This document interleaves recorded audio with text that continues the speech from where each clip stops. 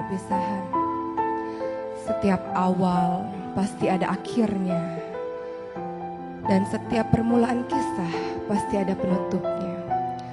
Rasulullah Shallallahu Alaihi Wasallam diberikan tugas oleh Allah Subhanahu Wa Taala sebagai perantara hidayah untuk umat-umatnya agar mereka menyembah Allah Subhanahu Wa Taala. Dan begitu selesai tugas itu, tentu Rasul akan kembali lagi kepada Allah Subhanahu Wa Taala. Dalam sebuah haji wada yang diikuti oleh sekitar 100.000 bahkan lebih dari orang-orang Muslim, Rasulullah Shallallahu Alaihi Wasallam di tahun 10 Hijriah itu menyampaikan khutbah demi khutbahnya. Dan suatu ketika Rasul bertanya kepada sahabat-sahabatnya, "Kalau kalian kelak ditanya oleh Allah tentang aku, maka apa jawaban kalian?" Sahabat Nabi menjawab, "Wahai Rasul, Engkau adalah orang yang telah memberikan risalah, amanah dan senantiasa menasihati kami." Maka Rasul katakan, "Wahai Allah, saksikan wahai Allah, saksikan wahai Allah, saksikan wahai Allah." Begitu kata Rasulullah Shallallahu Alaihi Wasallam. Tahun terus berganti, di tanggal atau di tahun 11 Hijriah, Rasulullah Shallallahu Alaihi Wasallam menderita sakit panas. Sakit akibat diracuni oleh orang Yahudi, seorang wanita Yahudi di tahun 7 Hijriah pada saat perang Khaybar. Seorang wanita tersebut menaburkan racun di daging yang dimakan oleh Rasulullah. Dan dampak dari racun tersebut mulai terasa di tahun 11 Hijriah. Rasulullah Shallallahu Alaihi Wasallam dalam keadaan sakit, kemudian pergi ke pemakaman Baqi dan mendoakan seluruh para syuhada yang berada di Baqi. Rasul katakan, sesungguhnya aku pun akan menyusul kalian. Pada saat itu Rasulullah Shallallahu Alaihi Wasallam meminta izin kepada istri-istrinya untuk beristirahat di rumah Aisyah, istri yang sangat dicintai oleh Rasulullah Shallallahu Alaihi Wasallam. Dalam keadaan sakit, suatu ketika Rasul dipapah oleh Fadl bin Abbas dan Ali bin Abi Thalib untuk datang ke masjid, untuk datang ke mimbar dan berkhutbah di depan seluruh sahabat-sahabatnya. Rasul katakan, "Tidak ada yang aku khawatirkan dengan kalian kecuali pada saat dunia ini dibentangkan oleh kalian dan kalian berlomba-lomba untuk mengejarnya, dan dunia itulah yang akan membinasakan kalian," kata Rasulullah.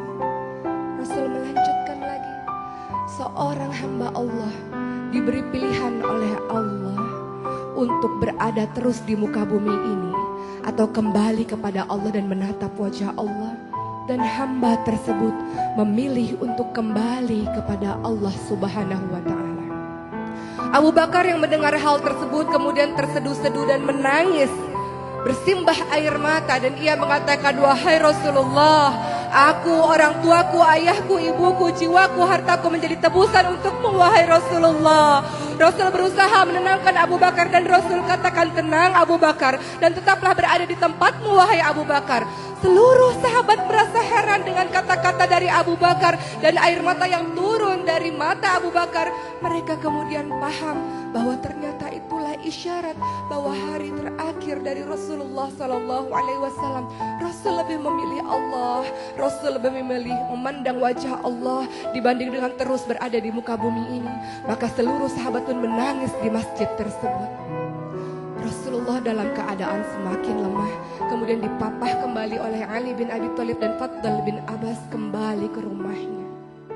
Pada saat itu Rasulullah berada di pangkuan di dadanya Aisyah, dan di subuh hari Rasulullah Shallallahu Alaihi Wasallam berjalan tak seperti biasanya karena sebenarnya Rasul sudah semakin melemah. Namun pada hari itu Rasul membuka tirai di depan pintu rumah Aisyah yang langsung berhadapan dengan para sahabat yang sedang melaksanakan sholat subuh dipimpin oleh Abu Bakar. Hampir dan nyaris saja seluruh sahabat membatalkan sholat tersebut karena menurut mereka, lihat Rasul sudah sembuh, Rasul sudah segar, Rasul bisa kembali menjadi imam sholat kita, menjadi pemimpin kita. Hampir saja mereka membatalkan sholat tersebut, namun Rasul kembali memberi isyarat untuk tetap melanjutkan sholat itu. Dan mereka mengira senyuman yang dilakukan oleh Rasulullah adalah tanda bahwa Rasul akan kembali kepada mereka. Namun tidak, kenyataannya Rasul kembali ke dada kepelukan dari Aisyah, istri yang dicintainya. Dan pada saat itu Fatimah datang ke rumah Aisyah, dan Fatimah biasanya disambut oleh Rasul. Rasul berdiri biasanya, Rasul mencium Aisyah, Fatimah biasanya. Namun apa yang terjadi pada saat itu? Rasulullah SAW dalam keadaan lemah dan tak sanggup untuk menyambut kedatangan Fatimah. Maka Fatimah pun memandang ayahnya. Wahai ayah, betapa berat penderitaanmu wahai ayah. Betapa luar biasanya kesakitanmu wahai ayah. Apa kata Rasulullah? Inilah hari terakhir di mana aku merasakan penderitaan wahai Fatimah. Setelah hari ini, aku tidak akan pernah merasakan penderitaan lagi. Rasulullah SAW membisikkan sesuatu di telinganya Fatimah, dan Fatimah kemudian berlari dan menangis sejadi-jadinya. Dan kemudian Rasul mengatakan kembali Fatimah. Rasul kembali membisikkan kalimat-kalimat kepada Fatimah, dan Fatimah pun kembali tertawa. Dan ternyata di kemudian hari orang-orang dan Aisyah bertanya pada Fatimah tentang bisikan Rasul. Fatimah menjawab, di bisikan pertama Rasul katakan bahwa Rasul akan pergi meninggalkan kita semua.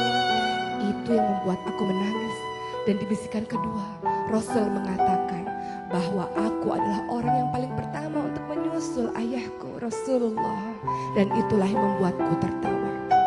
Matahari semakin meninggi dan Rasulullah SAW semakin melemah. Pada suatu ketika ada seseorang mengetuk pintu rumah Rasulullah SAW, dan Fatimah membuka pintu rumah tersebut dan mengatakan, untuk apa engkau datang kemari? Ayahku sedang sakit. Orang tersebut mengatakan, tidak, aku harus bertemu dengan ayahmu. Untuk apa? Ayahku sedang sakit. Fatimah menutup pintu rumah itu dan Rasulullah memanggil Fatimah dengan mengatakan, Fatimah, dialah malaikat maut Fatimah.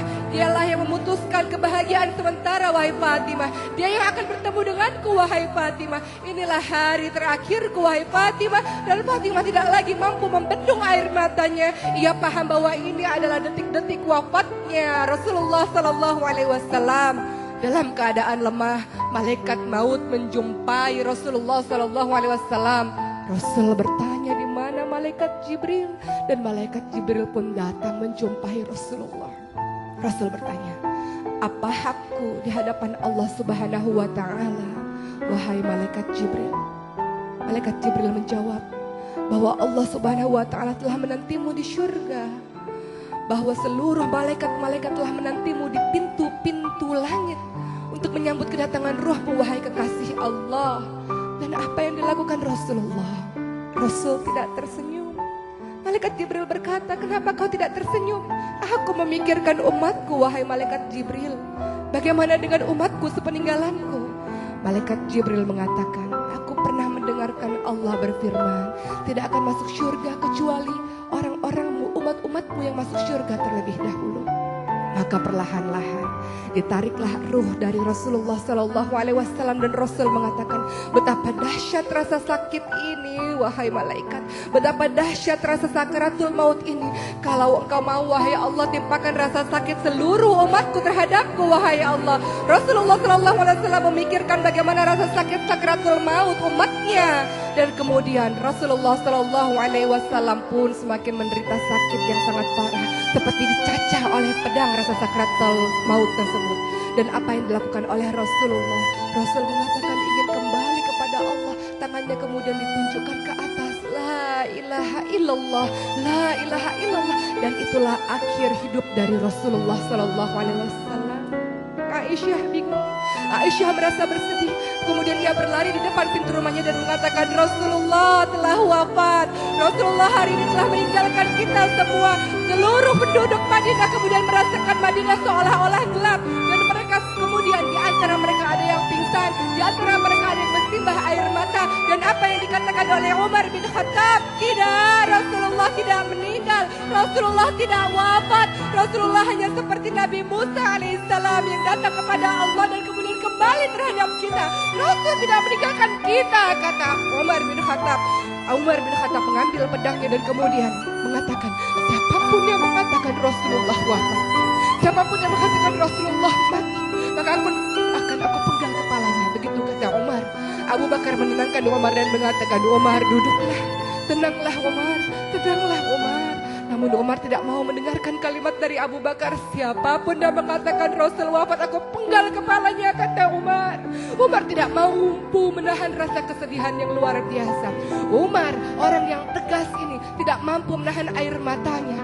Kemudian Abu Bakar datang ke mimbar dan mengatakan, wahai manusia, ketika kalian menyembah Rasulullah, ketahuilah Rasulullah hanya manusia biasa yang mati. Tapi ketika kalian menyembah Allah, Allah hidup dan tidak pernah mati.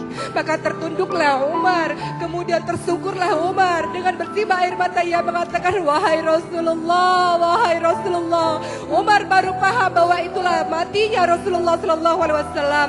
Seluruh orang yang ada di Madinah merasakan kedahsyatan, rasa sedih yang luar biasa. Dan ketika Rasulullah SAW dikuburkan, Fatimah mengatakan kepada Anas bin Malik, tega engkau wahai Anas bin Malik, engkau menguburkan Rasulullah, engkau menaburkan debu dan tanah di wajah suci Rasulullah, tega engkau berlaku seperti itu wahai Anas, kata Fatimah. Apa kata Anas? Kami terpaksa melakukannya wahai Fatimah. Hari itu menjadi hari kesedihan yang luar biasa bagi seluruh penduduk Madinah. Hari itu menjadi hari yang luar biasa, kesedihan yang tak tiada terbendung. Semua orang menangis pun Bilal bin Rabah yang tidak mampu untuk membendung air matanya ketika mengumandangkan azan. Wafatnya Rasulullah SAW meninggalkan kepedihan yang luar biasa di hati seluruh umat muslim, di hati seluruh orang-orang yang mencintainya.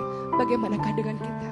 Rasul pernah berujar kepada seluruh sahabatnya, wahai sahabat-sahabatku, aku merindukan saudara-saudaraku. Siapa saudaramu Rasul? Kami ini saudaramu Rasul. Tidak, saudara-saudaraku bukan kalian-kalian sahabatku.